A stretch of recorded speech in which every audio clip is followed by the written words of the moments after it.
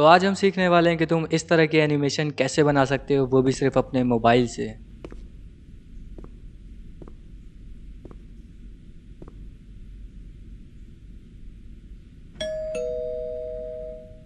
इन्हें बनाने का सबसे पहला स्टेप है स्टोरी बोर्डिंग। सबसे पहले प्लान आउट करो कि तुम्हें क्या एनिमेट करना है। तुम्हारे पास एक डिसेंट स्टोरी और स्क्रिप्ट होनी चाहिए।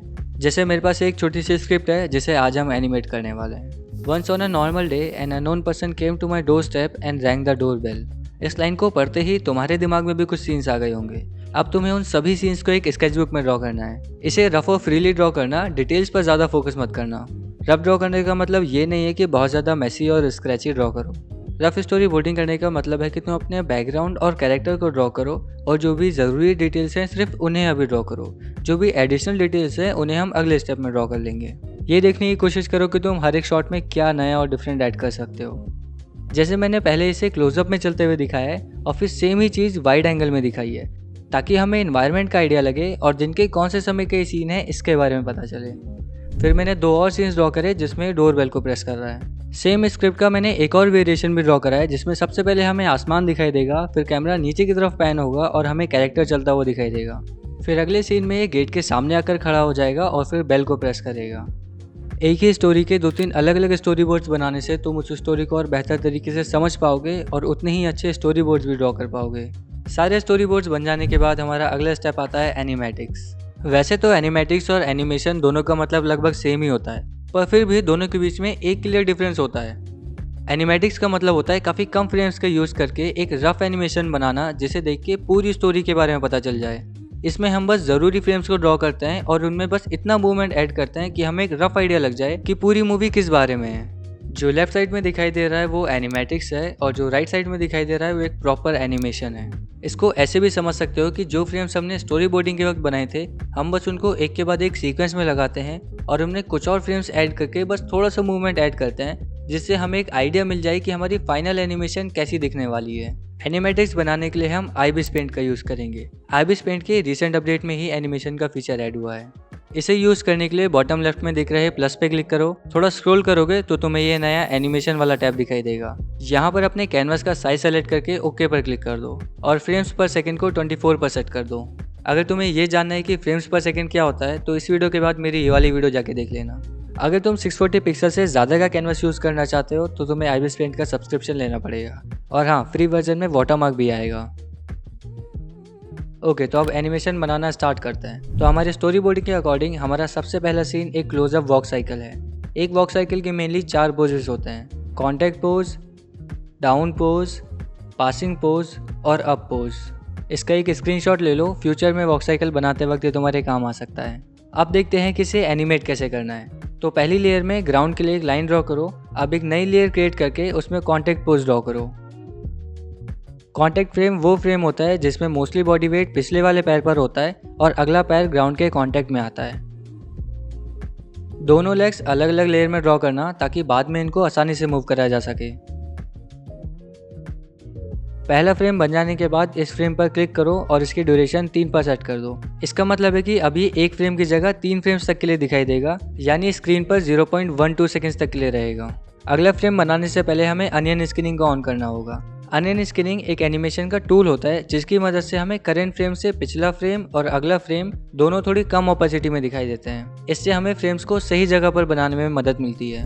इसे ऑन करने के लिए इन 3 डॉट्स पे क्लिक करो, then go to animation settings और डिस्प्ले मोड को बोथ पर सेट कर दो। तुम चाहो तो प्रीवियस और नेक्स्ट फ्रेम का कलर भी चेंज कर सकते हो। डाउन पोज बनाने के लिए इसे डुप्लीकेट करो और दोनों लेग्स की पोजीशन चेंज करके इस तरह से कर दो। इस पोज को डाउन पोज इसलिए कहा जाता है क्योंकि इसमें कैरेक्टर के दोनों पैर फोल्ड होते हैं और वो थोड़ा सा नीचे झुक जाता है। ध्यान रहे, तुम जब भी पैर की पोजीशन चेंज करो तो तुम्हें उसके साथ उसके एंकल और टो की भी पोजीशन चेंज करनी है। आगे के फ्रेम्स बनाने के लिए भी तुम्हें ज़्यादा ड्रॉ करने की ज़रूरत नहीं है, बस तुम्हें इनको डुप्लीकेट करते जाना है और लेग्स की पोजीशन चेंज करते रहनी है। चारों पोजेस बन जाने के बाद हमारी एनिमेशन कुछ इस तरह की दिख रही है। अब अगला सीन बनाते हैं। यहाँ पर भी हमें एक वॉक साइकिल एनिमेशन बनानी है, पर इस बार सिर्फ पैरों की जगह हमें पूरी बॉडी को एनिमेट करना है। यहाँ पर भी हम सेम पहले कॉन्टैक्ट पोज ड्रॉ करेंगे, फिर down pose followed by passing pose और लास्ट में अप पोज। कैरेक्टर की हाइट कॉन्टैक्ट और पासिंग पोज में सेम ही रहती है। डाउन पोज में थोड़ी सी नीचे होगी और अप पोज में थोड़ी सी ऊपर हो जाती है। हैंड्स को ड्रॉ करते हुए ध्यान रहे कि जब राइट पैर आगे हो तो लेफ्ट हैंड आगे होना चाहिए और जब लेफ्ट पैर आगे हो तो राइट हैंड आगे होना चाहिए। जब भी हम चलते हैं तो हमारे हाथ और पैर ऑपोजिट डायरेक्शन में मूव करते हैं। जब भी हम कोई ऐसा सीन बना रहे हो जिसमें कैरेक्टर की पूरी बॉडी मूव हो रही हो तो ऐसे में क्लोथ्स को पहले बनाने की जगह हमें पहले बॉडी को एनिमेट करना चाहिए। एक बार हम बॉडी मूवमेंट को अच्छे से नील डाउन कर लें फिर उसके ऊपर क्लोथ्स हम इजीली ड्रॉ कर सकते हैं।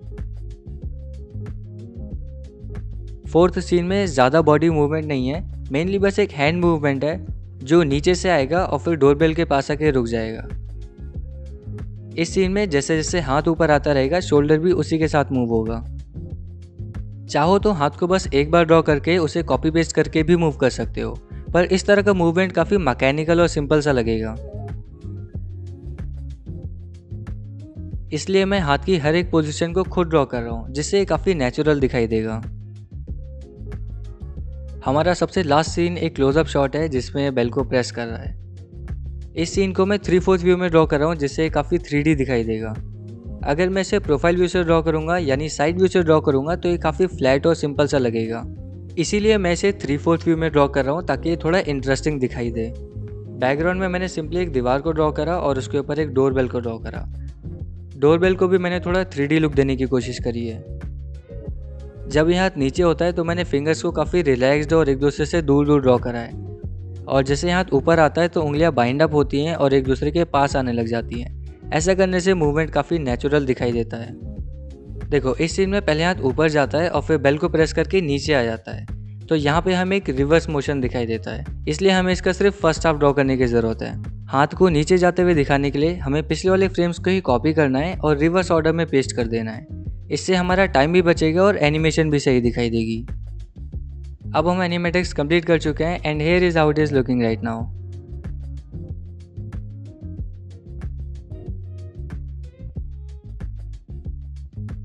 I think it's looking pretty good. अब इस एनिमेशन को कंप्लीट करके इस लेवल तक कैसे पहुंचाना है ये हम इस वीडियो के सेकंड पार्ट में सीखेंगे। चिंता मत करो, second part on the way ही है, सच में बहुत जल्द आ जाएगा। तुम सेकंड पार्ट मिस ना कर दो, इसलिए चैनल को सब्सक्राइब करके बेल आइकन को ऑन कर दो।